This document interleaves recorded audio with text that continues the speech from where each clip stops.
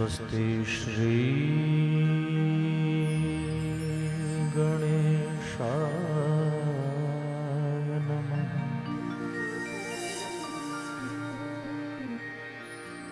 श्री गुरुचरण कमले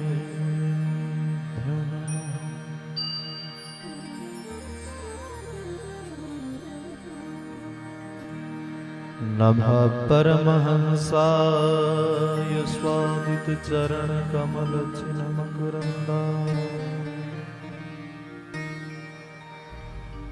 भक्त जन मानस निवासाय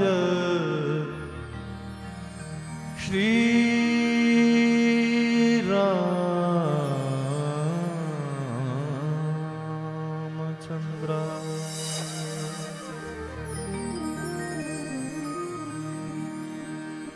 ध्येयं सदा परिभवाग्नमभीष्टदोहम्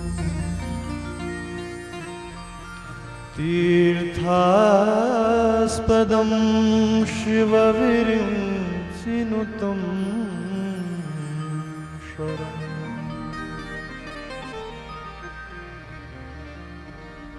भृत्यार्तिहं प्रणतपालभवाब्धिपूतं वन्दे महापुरुष ते चरणारविन्दम्।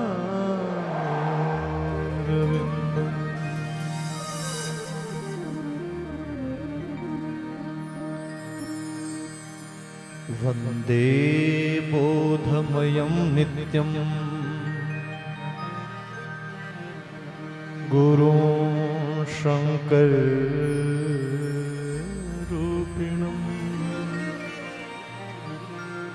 यमाश्रितो हि वक्रोऽपि चन्द्रः सर्वत्र वन्द्यते।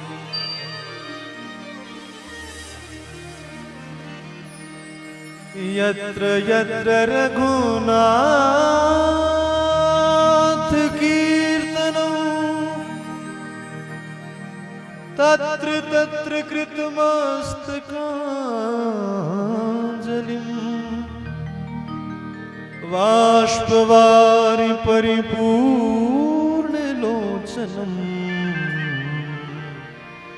मारुतिं नमत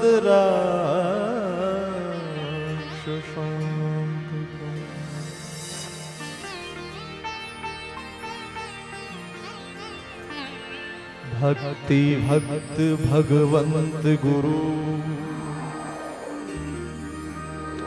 चतुर नाम वपुक इनके पग वंदन किए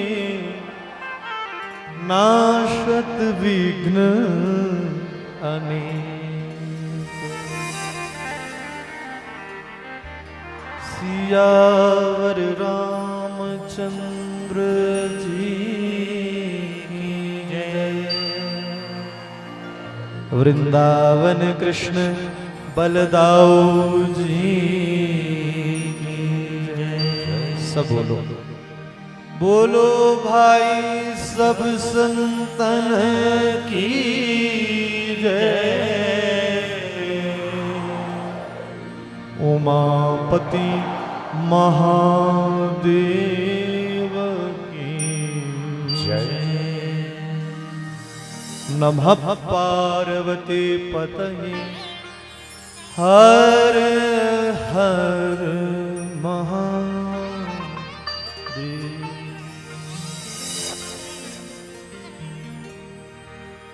आइए मनवाणी को पवित्र करें। अंतःकरण की शुद्धता के लिए सबसे पहले भगवान श्री राधा रमण लाल का आश्रय लेते हैं। राधा रमण लाल जी के चरणाश्रित हो जाते हैं और फिर आज की कथा में मात्र प्रवेश पाएंगे। इस आध्यात्म दीप को प्रज्वलित करेंगे।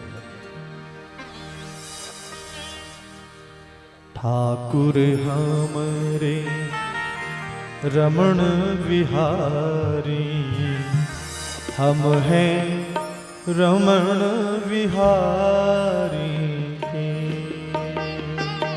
ठाकुर हमरे रमण विहारी, हम हैं रमण विहारी।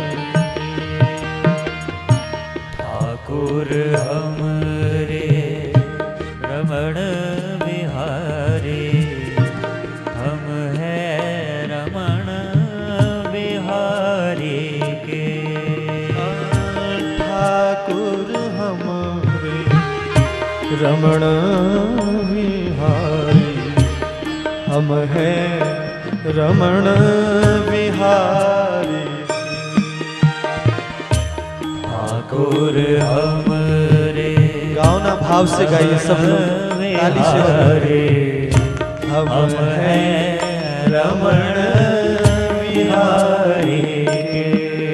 ओ ठाकुर हमरे रमण विहारी, हम हैं रमण विहारी के।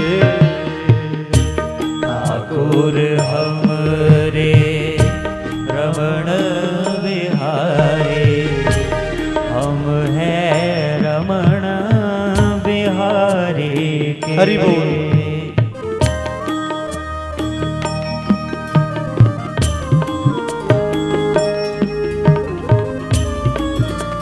श्री राधा रमण लाल की जय हो। सब लोग गाओ भाव से।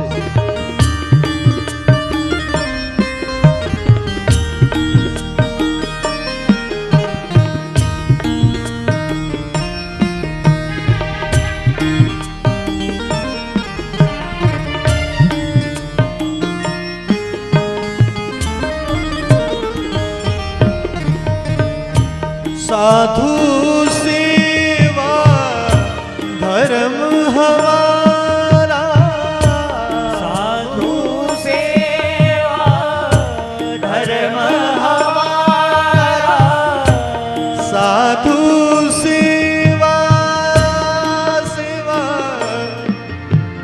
साधु सेवा साधु सेवा धर्म हमारा। साधु सेवा धर्म हमारा, साधु सेवा धर्म हमारा। साधु सेवा धर्म हमारा। हमें कामना दुनियादारी से, साधु सेवा धर्म हमारा। आपसे गाइए, ताली सेवा कामना देखिए भजन का आनंद ताली से आता है। हरि बोल। से ओ ठाकुर हमरे रमण विहारी, हम हैं रमण विहारी। ठाकुर हमरे रमण विहारी, हम हैं रमण विहारी। श्री राधा रमण लाल की जय हो। आपसे ताली सेवक की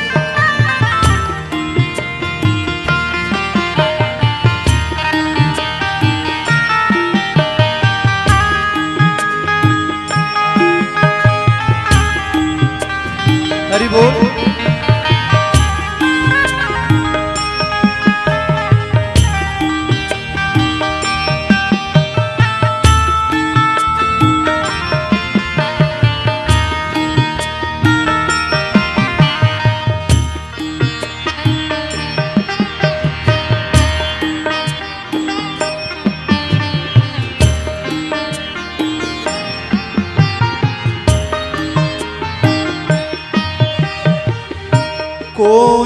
भला कहो चाहे बुरा कहो, कोई भला कहो चाहे बुरा कहो, कोई भला कहो चाहे बुरा कहो, कोई भला कहो चाहे बुरा कहो, कोई भला कहो चाहे बुरा कहो, कोई भला कहो चाहे बुरा हम कहो, हो चुके रमण विहारी के,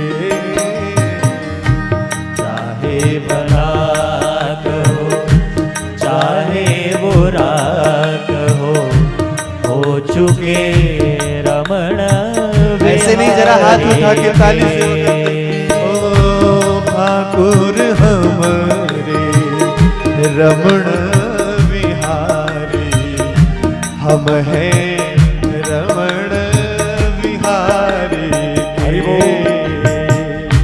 ठाकुर हमरे रमण विहारी, हम हैं रमण विहारी के। ओ जय जय राधा रमण प्यारो राधा रमण, जय जय राधा रमण राधा राधा रमण, ओ बोलो राधा रमण प्यारो राधा रमण, बोलो राधा रमण प्यारो राधा रमण, ओ भजो राधा रमण प्यारो राधा रमण, भजो राधा रमण प्यारो राधा रमण, ओ गाओ राधा रमण जपो राधा रमण, जय राधा रमण जरो राधा रमण, ओ जय जय राधा रमण प्यारो राधा रमण, जय जय राधा हरि बोल। रमण प्यारो राधा रमण, ओ गाओ राधा रमण प्यारो राधा जय राधा रमण ऐसे नहीं, जरा दोनों हाथ उठा के ताली से बोलो राधा रमण प्यारो राधा रमण, जय जय राधा रमण राधा रमण लाल की जय हो, जय जय राधा रमण प्यारो राधा रमण, जय जय राधा रमण प्यारो राधा रमण, ओ जपो राधा रमण प्यारो राधा रमण, जय जय राधा रमण जपो राधा रमण, ओ गाओ राधा रमण प्यारो राधा रमण, जय जय राधा श्री रमण राम। प्यारो राधा रमण, ओ गाओ राधा रमण प्यारो राधा रमण, ओ गाओ राधा रमण प्यारो राधा रमण, जय जय राधा रमण प्यारो राधा रमण, जय जय राधा रमण प्यारो राधा रमण, ओ जय जय राधा रमण प्यारो राधा रमण, जय जय राधा रमण जपो राधा रमण, ओ गाओ राधा रमण प्यारो राधा रमण, जय जय राधा रमण प्यारो राधा रमण, ओ जपो राधा रमण प्यारो राधा रमण, जय जय राधा रमण जपो राधा रमण, ओ गाओ राधा रमण गाओ राधा रमण ओ प्यारो राधा रमण, जपो राधा रमण, ओ भजो राधा रमण जपो राधा रमण, गाओ राधा रमण, गाओ राधा रमण, भजो राधा रमण, जपो राधा रमण, जय जय राधा रमण जय जय राधा रमण, राधा जय जय राधा रमण, जय जय राधा रमण, जय जय राधा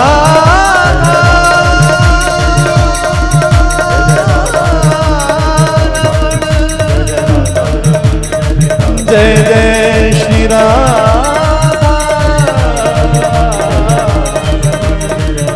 जय जय श्री राधा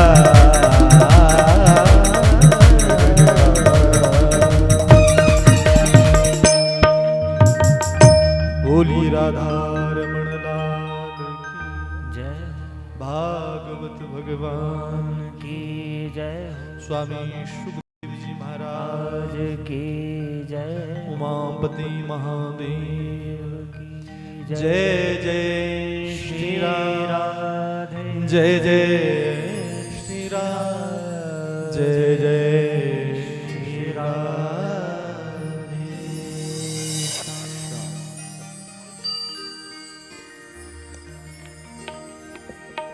परम मंगलमय परात्पर अखिलेश्वर अकारण करुणावरुणालय अनंतानंत कोटानिकोट ब्रह्मांड नायक आनंद कंद भगवान श्री कृष्णचंद्र जी की वांगमयी प्रतिमूर्ति श्रीमद् भागवत भगवान को बारंबार प्रणाम करते हुए देवाधिदेव महादेव शंकर भगवान के चरणों में कोटि कोटि प्रणाम। ग्राम देवता, स्थान देवता, कुल देवता भगवती मां कुलजा के चरणों में बारंबार कोटि कोटि नमन। स्थानीय देवी भगवती भद्रकाली मां के चरणों में कोटि कोटि प्रणाम। प्रातः स्मरणीय पूजनीय पूज्य सदगुरु महाराज जी के चरणों में कोटि कोटि नमन करते हुए अत्र उपस्थित मंडपाचार्य, यज्ञाचार्य, संगीताचार्य, ऋग्वेद, यजुर्वेद, सामवेद, अथर्ववेद रूपी विप्र देवताओं के चरणों में नमन करते हुए एवं भक्तिमती माताएं बहनें, ध्रुव प्रहलाद स्वरूप नन्हे नन्हे बाल कुरिंद एवं परीक्षित स्वरूप श्रोता बंधु, आप सभी का आज के सत्र में व्यासपीठ से हार्दिक अभिनंदन। प्रेम से बोलो जय श्री कृष्ण और प्रेम से बोलो जय श्री कृष्ण। हाँ, ये नाम जब हम बुलाएं तो अवश्य लेना, क्योंकि श्रीमद् भागवत महापुराण का सार है नाम संकीर्तनम यस्य सर्व पाप प्रणाशनम प्रणामो दुख शमनः तं नमामि हरिं परम। श्रीमद् भागवत महापुराण का अंतिम श्लोक है, 18,000 श्लोक है। 18,000 श्लोकों में सबसे अंतिम श्लोक आया है नाम संकीर्तनम यस्य, जिनका नाम संकीर्तन सर्व पाप प्रणाशनम, सारे पापों का शमन कर देता है। ऐसे हरि, ऐसे भगवान श्री कृष्ण के चरणों में हम सब मिलकर के प्रणाम करते हैं। बोलो जय श्री कृष्ण। परम सौभाग्य का अवसर है, ना जाने हम आपके कितने जन्मों के भाग्य एकत्रित हुए हैं, उदय हुए हैं, जो हमें इस घोर कली काल के बीच में श्रीमद् भागवत भगवान की कथा श्रवण करने को प्राप्त हो रही है। श्रीमद् भागवत में व्यास जी लिखते हैं, जन्मांतरे भवेत पुण्यम तदा भागवतम लभे। बोले एक जन्म का नहीं, जन्म जन्मांतर के पुण्य जब एकत्रित होते हैं तब भागवत की कथा श्रवण करने को प्राप्त होती है। और मैं सबसे पहले कथा में प्रवेश करने से पूर्व बधाई देना चाहता हूं अपने यजमान श्रीमान श्री रोशन लाल कल्याण जी और इनकी श्रीमती विद्या देवी कल्याण जी। इनको भगवान ने माध्यम बनाया है। कहते हैं कि ये जो भागवत की कथा है ये केवल और केवल कृपा से प्राप्त होती है। बोलो जय श्री कृष्ण। अगर हम ऐसा विचार करें कि हमारे कर्म है, ऐसा भी नहीं है, ये कृपा का विषय है। हम अक्सर कथा में कहते रहते हैं कि दुनिया में धन वालों की कमी नहीं है, दुनिया में बहुत पैसे वाले हैं, खरबोपति है। पर सुनो महाराज, एक बात ध्यान से सुन लेना, ये जो भागवत की कथा है ये उन्हीं के घर में चल करके आती है जिनके ऊपर केवल और केवल मेरे ठाकुर जी की कृपा होती है। बोलो जय श्री कृष्ण। ये भी गंगा माँ की तरह है, एक गंगा भागीरथी गंगा और एक गंगा भागवती गंगा। एक गंगा तो गोमुख से कलकल निनाद करती हुई ऋषिकेश की पावन भूमि को पवित्र करती हुई, हरिद्वार से निकलती हुई प्रयागराज को पवित्र करती हुई सीधे गंगा सागर में जाकर के सम्मिलित होती है। और एक गंगा ये भागवती गंगा है जो श्री व्यास जी के मुखारविंद से निकली है और सुखदेव जी रूपी पात्र के बीच में अटकी है। और फिर सुखदेव जी ने अपने मुखारविंद से राजा परीक्षित को इस कथा को सुनाते हुए जन जन तक पहुंचाया है। ये कथा तो तन के पापों को भस्म करती है। ये गंगा, कौन सी गंगा? हरिद्वार वाली गंगा। और ये गंगा मन के पापों का शमन करती है। बोलो जय श्री कृष्ण। हम नहीं कहते, रामचरितमानस में देवादिदेव महादेव मां पार्वती से कहते हैं, देवी पूछे हो रघुपति कथा प्रसंगा, सकल लोक जग पावनी गंगा। बोलो जय श्री कृष्ण। सारे संसार को पावन करने वाली कथा है। तो ये किनके घर में आती है? जिनके ऊपर भगवान की कृपा दृष्टि है, जिनके घर में भगवान जाना चाहते हैं। हमने तो ऐसा भी देखा, बहुत से लोग हमारे पास आते हैं, पंडित जी हमने भी करवानी थी। बोलो जय श्री कृष्ण। आते हैं और 4-4 साल हो गए, ना तो धन की कमी है, स्थान भी बढ़िया है, घर में बड़ा लंबा चौड़ा आंगन भी है, और सबसे बड़ी बात है कि करवाने की नीयत भी है, परंतु फिर भी नहीं हो पा रही है। बोलो जय श्री कृष्ण। ये क्या है? ये कृपा है। ये किसके घर में आती है? जिसके ऊपर भगवान की कृपा है। यहाँ हम कोई करता धरता नहीं है, इस भूल में तो कभी रहना ही नहीं है। महाराज जब सत्कर्म हम करते हैं तो इसमें कभी ये मत सोचना कि हम कर रहे हैं या मैं करवा रहा हूं। ये भाव तो कभी मन में लाना ही नहीं है। वास्तव में ही करे करावे आपे आप। ये सब हमारे ठाकुर जी की इच्छा है, इनकी कृपा से ये सब चल रहा है। ये भाव लेकर के यदि हम कथा में बैठे, कथा को श्रवण करें और कथा सुनाएं तो कथा जम जाती है। मेरा विश्वास है कि आपको 3 घंटों का पता नहीं चलेगा कैसे निकल गए। बोलो जय श्री कृष्ण। भगवान की कथा समय को बांधती है, भगवान की कथा काल को भी बांध देती है। काल को कोई बांध नहीं सकता, परंतु भगवान की कथा काल को बांध देती है। ऐसी ये परम पावनी कथा और हमारे यजमान जी का परम सौभाग्य, जिन्होंने अपने शुभ संकल्प से अपने सदगृहस्थ में इतना महान यज्ञ करवाया है।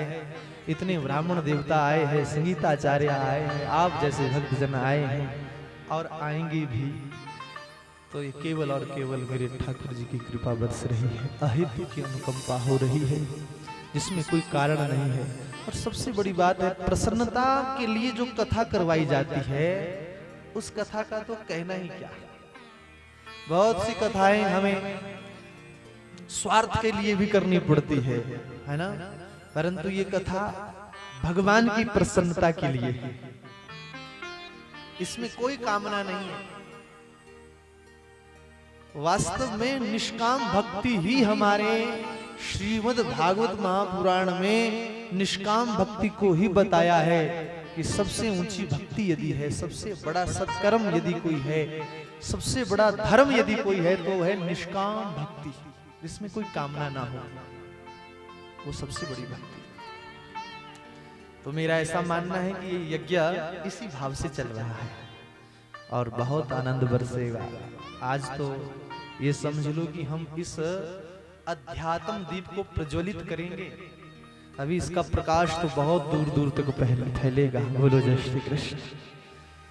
भागवत की कथा कलिकाल के बीच में ऐसा समझ लो कि इससे ऊपर कोई साधन नहीं है तरने का, ऐसा मान के चलो।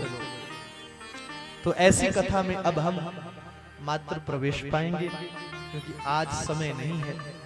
मात्र हम इस दीप को प्रज्वलित करेंगे और इस आध्यात्मिक दीप को प्रज्वलित करके रखेंगे।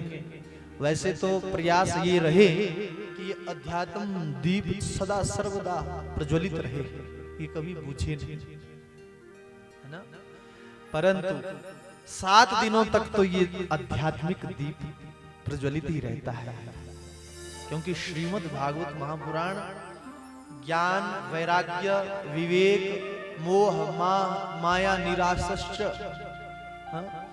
मोह माया को दूर करने वाली, अज्ञान रूपी अंधकार को भस्म करने वाली है ये कथा।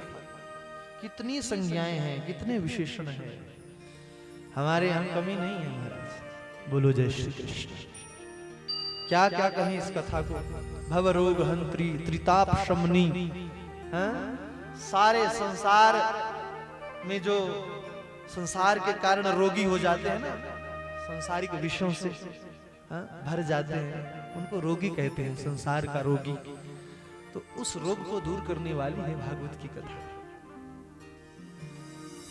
तो आओ अब हम श्रीमद् भागवत महापुराण के महात्म्य पर चर्चा करेंगे। मात्र 1-2 श्लोकों की व्याख्या करेंगे, फिर आज की कथा को विराम करेंगे, क्योंकि समय नहीं है। आज थोड़ा विलंब हुआ है, उसके लिए हम क्षमा प्रार्थी है, क्योंकि आज ही हम दूसरी जगह कथा को विराम देकर के आ रहे हैं, तो इसलिए विलंब हो गया। परंतु कल से हमारे पास ठीक 7 दिन है, और इसको सप्ताह पारायण ही कहते हैं। सप्ताह वाचनम कुरु। वास्तव में 7 ही दिन की होती है कथा। 8वां दिन हम इसीलिए लेते हैं कि आने जाने में विलंब हो जाता है, महात्म्य पर भी चर्चा हो जाती है, इसलिए 8वां दिन लेते हैं। वास्तव में कथा 7 ही दिन की होती है। बोलो जय श्री कृष्ण। जो हमारे श्रीमद् भागवत महापुराण में कहा है, वैसे तो कथा तो सारा जीवन भर चले, नित्य प्रति चले, परंतु यज्ञ विधि से यहाँ सप्ताह पारायण होता है, इसको सप्ताह के रूप में जाना जाता है ना। तो आओ श्रीमद् भागवत महापुराण के महात्म्य में प्रवेश पाएं। सबसे पहले यहाँ पर उस परम पिता परमात्मा के स्वरूप का बोध करवाया है। कैसा स्वरूप है उनका, तो ध्यान से सुनना। सच्चिदानंद रूपाया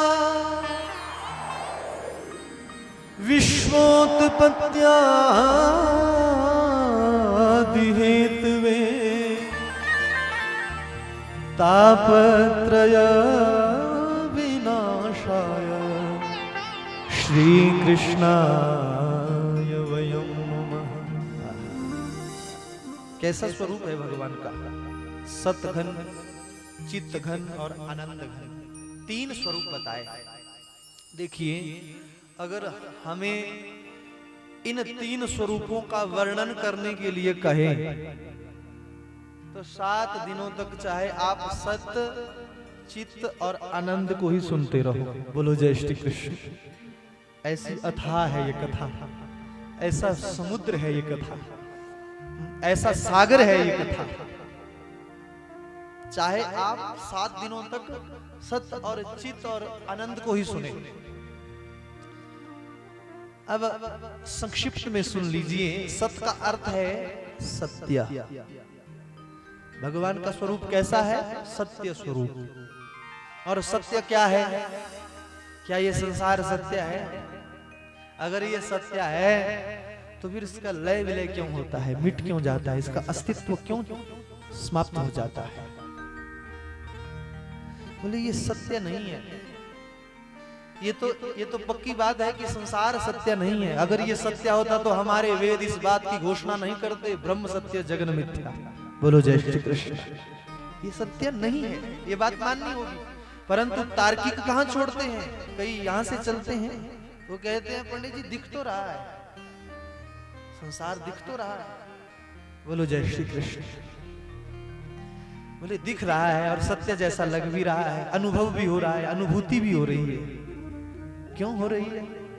क्योंकि इस संसार में भी उस परम सत्य की सत्ता है, तब ये सत्यवत प्रतीत होता है। वास्तव में ये सत्य नहीं, ये सत्यवत प्रतीत होता है, लगता है। जैसे उदाहरण दें, जैसे शीशे में, दर्पण में जब हम अपने मुख को देखते हैं ना, तो उस दर्पण में हमारा मुख दिखता है थोड़ी ना। बोलो जय श्री कृष्ण। दिख रहा है कि इसमें भी, पर है तो नहीं। वैसे ही ये संसार सत्य जैसा लगता है कि ये सत्य है, परंतु ये झूठा है। कब तक ये सत्यवत प्रतीत होता है? बोले जब तक उस परमात्मा की सत्ता इसमें विराजमान है। जैसे शरीर को ले लीजिए, ये शरीर भी तभी तक सत्य है जब तक इसमें वो परमात्मा है। जब वो निकल जाते हैं तो जल्दी जल्दी उठाओ महाराज, बोलो जय श्री कृष्ण, ले जाओ, बहुत समय हो जाएगा। अर्थात उस परम सत्य का हम ध्यान करते हैं, उस परम सत्य को हम प्रणाम करते हैं जो इस संसार में कण कण में व्याप्त है, सत्य स्वरूप है, सबके हृदय में है, सभी प्राणियों के भीतर है। ईशावास्यम इदं सर्वम यत् किंचित जगत्याम जगत अलक्षम सर्वभूतानाम अंतर्बहिर अवस्थितम। बोलो जय श्री कृष्ण। ऐसे परम सत्य भगवान का हम ध्यान करते हैं, ऐसे परम सत्य परमात्मा को हम प्रणाम करते हैं, सत्य स्वरूप। फिर कहा चित्त। चित्त का क्या अर्थ है? चित्त माने चेतना, प्रकाश। चित्त स्वरूप परमात्मा को हम नमन करते हैं। और वो परमात्मा कौन है? श्री कृष्ण वयम नुमः। श्री कृष्ण ही है और नहीं है कोई। भागवत जी में तो श्री कृष्ण है, क्योंकि देवताओं ने भी दसम स्कंद में गर्भ स्तुति करते हुए सत्यव्रतम सत्य परम त्रिसत्यम सत्यस्य योनिम निहितम च सत्य, भगवान कृष्ण को ही सत्य सत्य कहा। बोलो जय श्री कृष्ण। श्री कृष्णाय वयम नमः। ऐसे भगवान श्री कृष्ण को हम प्रणाम करते हैं, नमन करते हैं, चित्त स्वरूप कृष्ण को हम नमन करते हैं। फिर कहा आनंद रूपाय। अब आनंद की क्या व्याख्या करें, आज तक समझ में नहीं आया, लगभग 200 कथाएं बोल चुका हूं। बोलो जय श्री कृष्ण। हाँ? अभी हम भी सोच रहे हैं कि आनंद का स्वरूप क्या होता है। कभी कभी हम आनंद जानते हो किसको कहते हैं? हाँ? बहुत भूख लगी हो और बढ़िया चटकीला भोजन मिल गया तो आनंद आ गया। बोलो जय श्री कृष्ण। वो नहीं है आनंद, वो सुख है, क्षणिक सुख है। क्षुधा शांत हो गई तो आनंद महसूस किया, अनुभव किया। भूख शांत हो गई तो आनंद अनुभव किया। वास्तव में आनंद की प्राप्ति जिसको होती है वो द्वंद्व से ऊपर उठ जाता है। उसके लिए क्या सुख और क्या दुख, क्या सर्दी और क्या गर्मी, बहुत ऊंची स्थिति है महाराज। इसको समझने के लिए संतों के चरणों में बैठना पड़ता है। ये अनुभूति नहीं होती, ऐसे नहीं होती। आनंद स्वरूप की अनुभूति तभी हो पाती है जब हम एकांत सेवन करें और अपने लिए समय निकालें, संतों का संग करें, तब जाकर के आनंद की अनुभूति होती है। और थोड़ा सा यदि आनंद का स्वरूप आप समझना चाहते हो तो जब आपका हृदय भगवान की कथा में बैठकर के रोमांचित होता है, देह के आत्म विस्मृति होती है, इस आत्मा की भी विस्मृति हो जाती है, देह की भी सुधि खो जाती है, तो वही स्वरूप आनंद स्वरूप है। कभी कभी ऐसा होता है, सबको होता है, ऐसा नहीं है। अंत तो गत्वा इस जीव की खोज जो है परमात्मा को करने में है। हर मनुष्य चाहता है, हर जीव चाहता है कि मुझे भगवत प्राप्ति हो, पर क्या करें, भगवान की माया बलवती है, नहीं मिलने देती। हाँ? किसी ने कहा कि राम नाम की लूट है, लूट सके तो लूट, अंत समय पछताएंगे जब प्राण जाएंगे छूट। सब जानते हैं इस दोहे को, है ना। कभी कभी चलते चलते हम बोल देते हैं, बोले भैया राम नाम की लूट है, लूट सके तो लूट। कहते तो हैं, परंतु लूटता कौन है? किसी संत ने मन में विचार किया, बोले बोलता तो बहुत खूब है, ये बहुत अच्छा बोल लेता है, परंतु लूटता कौन है? तो संत ने विचार करके कह दिया, बोले राम नाम की लूट है, कहते हैं सब झूठ। बोलो जय श्री कृष्ण। किसी ने कहा, बोले महाराज जी क्या बात करते हो? बोले हाँ। बोले बड़े बड़े योद्धा खड़े जिन्होंने हमें ही लिया लूट। कौन है वो योद्धा? विचार करो जरा, जिन्होंने हमें ही लूटा। राम नाम की लूट तो थी, परंतु हमने लूटी नहीं। तो फिर वो योद्धा कौन है? बोले वो योद्धा है गृहस्थ के काम धंधे। अभी मन हुआ था कि हम भी सुनेंगे कथा। बोलो जय श्री कृष्ण। उतने में ऐसा जरूरी काम सामने आया, महाराज जी आना था जरूर, बहुत मन होता है आने का, पर क्या करें, ये काम पड़ गया। ये है योद्धा, काम धंधे योद्धा है।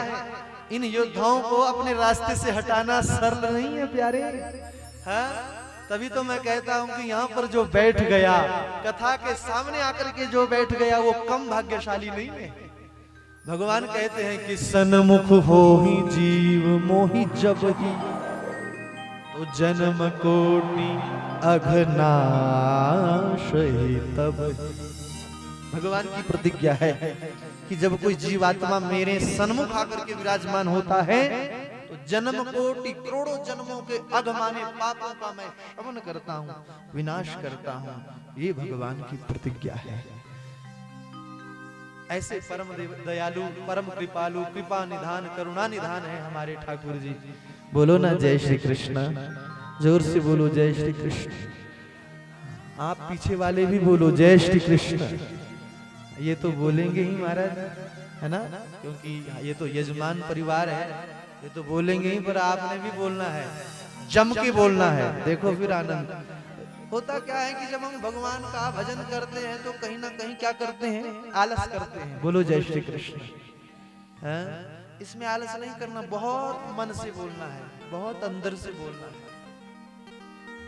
जब भगवान का नाम कोई आपके मुख से बुलवा रहा है, तो उसमें कंजूस मत बनना, उसमें कृपणता मत दिखाना, मन से बोलना। बोलो जय श्री कृष्ण। हाँ, ये हमारी आदत है ना बीच बीच में बुलाने की, इसलिए आज से ही पक्का कर देते हैं आपको, है ना। बीच बीच में बस कभी भी हम हाथ उठवा करके बुला सकते हैं जय श्री कृष्ण। क्योंकि होता क्या है कि जब भगवान की कथा चलती है तो नींद भी आती है।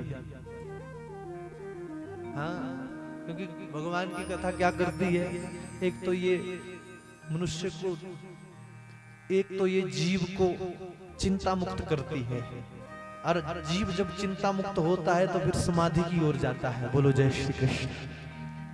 नींद भी तो तभी आती है जब जीवन में कोई चिंता नहीं, है ना। ये नींद भी तभी आती है, ऐसे नहीं आती नींद। बहुत से लोग ऐसे हैं जो 2-2 गोलियां नींद की खाते हैं, तब भी नींद नहीं आती। परंतु भगवान की कथा इतनी सुंदर है, भगवान की कथा ऐसी मनमोहक है, भगवान की कथा इतनी प्यारी है कि यहाँ पर कोई भी आ जाए, यहाँ पर आकर के कोई डिप्रेशन में भी चला गया हो, वो भी बैठ जाए तो उसको भी महाराज उसकी भी वापसी हो जाए अपने में। बोलो जय श्री कृष्ण। भगवान की कथा ऐसी है, ऐसे थोड़ी ना कहा ये भवरोग हंत्री है, बहुत आनंद देती है। तो भगवान श्री कृष्ण का स्वरूप बताया आनंद स्वरूप, 3 स्वरूप बताए, और दूसरे पद में लिखा विश्वोत्पत्त्यादि हेतवे, जो इस विश्व के उत्पत्ति के कारण है, इस विश्व के पालन पोषण करने के कारण है, और जो लय विलय के कारण है, जिसके द्वारा इस विश्व का लय विलय हो जाता है। ऐसे भगवान श्री कृष्ण के चरणों में हम नमन करते हैं। फिर कहा तापत्रय विनाशाय, जो तीनों प्रकार के तापों का विनाश करने वाले हैं। ये 3 प्रकार के ताप क्या है जी? प्रश्न उठता है, प्रश्न करने वाला नहीं बैठता चुप। बोलो जय श्री कृष्ण। प्रश्न उठता है, ये 3 प्रकार के ताप है क्या? तो कबीर दास जी ने एक ही दोहे में निपटा दिया। क्या कहा? बोले कोई तन दुखी, कोई मन दुखी, ये है 3 ताप। कोई धन बिन रहे तो उदास, अरे थोड़े थोड़े सब दुखी, बस सुखी राम जी के दास। है ना, दुनिया में सब दुखी है। जो संसार से लिपटा है वो कहे कि मैं सुखी हूं, सबसे बड़ा झूठा है वो। बोलो जय श्री कृष्ण। हाँ ऐसा नहीं है, सुख तो है पर किसको है? बोले जो राम जी के दास है, श्याम जी के दास है, भगवान के जो दास है, जिन्होंने दोनों हाथ उठा करके समर्पण कर दिया, हे प्रभु जो भी है वो आपका है, अब हमारी नैया को आप चलाओ, वो सुखी है।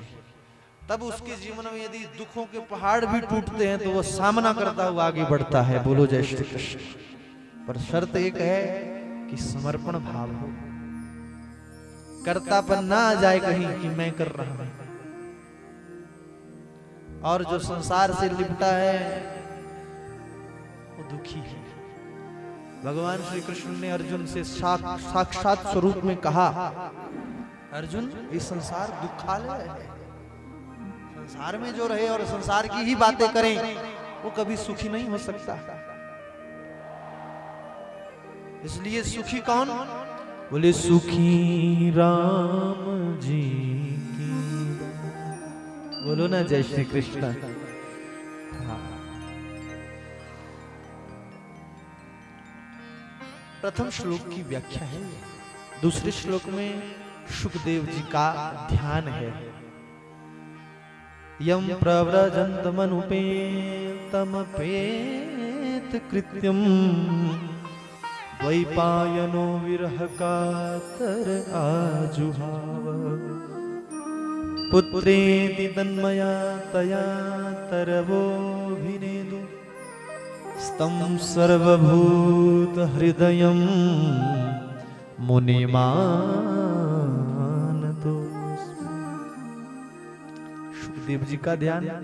अब सूत जी महाराज शौन का आदि 88,000 ऋषि मुनियों को नैमिषारण्य की पावन भूमि पर इस कथा को श्रवण करवा रहे हैं। कैसे करवा रहे हैं इस कथा को आप कल श्रवण करेंगे। आज की कथा को यहीं पर विराम देंगे क्योंकि समय बहुत हो गया है, अब विलंब हो रहा है। बहुत दूर दूर से भी भक्तजन आए हैं, उन्हें भी अपने घर को प्रस्थान करना है, इसलिए हम समय का अतिक्रमण नहीं करेंगे। अब अपनी वाणी को बस विराम देंगे। उससे पहले जो है आओ थोड़ा भगवान का भजन करें और फिर आरती की ओर प्रस्थान करते हैं। बोलिए गोविंद भगवान की जय। हरि का भजन करो, हरि है हमारा, हरि का भजन करो, हरि है हमारा, हरि का भजन करो, हरि है हमारा। गाओ जरा भाव से। हरि का भजन करो, हरि है हमारा, हरि का भजन करो, हरि है हमारा। हरि का भजन करो, हरि है हमारा, हरि का भजन करो, हरि है हमारा। हरि नाम गाने वाला, हरि नाम गाने वाला, हरि नाम गाने वाला, हरि नाम गाने वाला, हरि का है प्यारा, हरि का भजन करो, हरि है हमारा, हरि का भजन करो, हरि है हमारा। हरि का भजन करो, हरि है हमारा।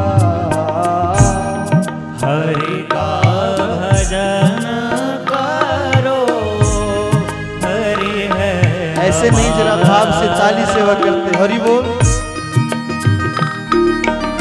एक ताल में मधुर मधुर गाइए, मीठा मीठा आनंद आएगा। हरि बोल।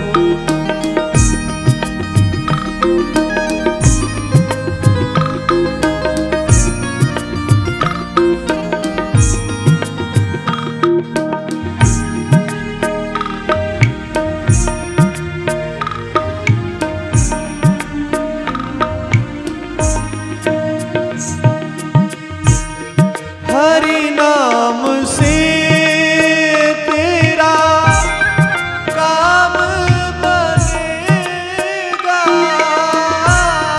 हरि नाम से तेरा काम बनेगा।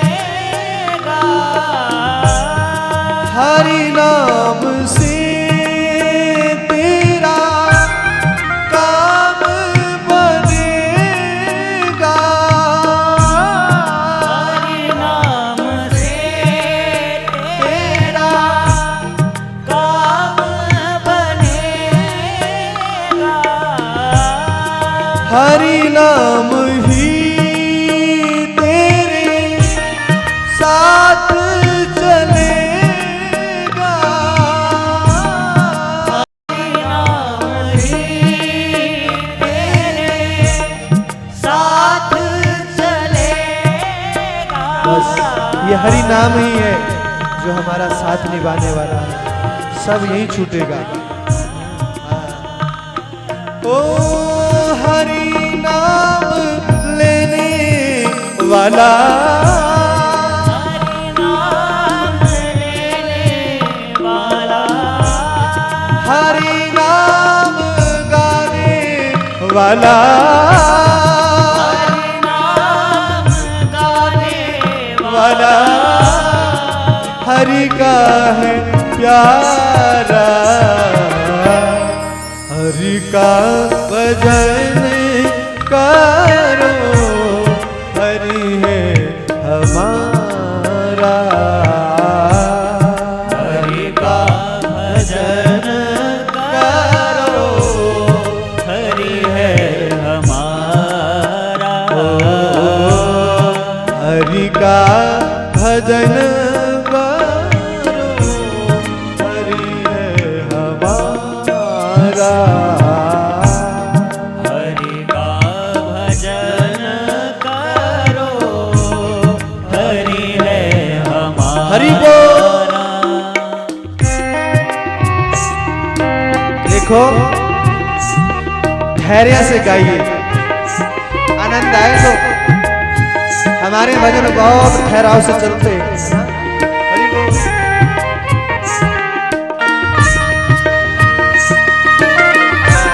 क्या बात, जरा पीछे वाले भी ताली सेवा करते हैं। हरि बोल।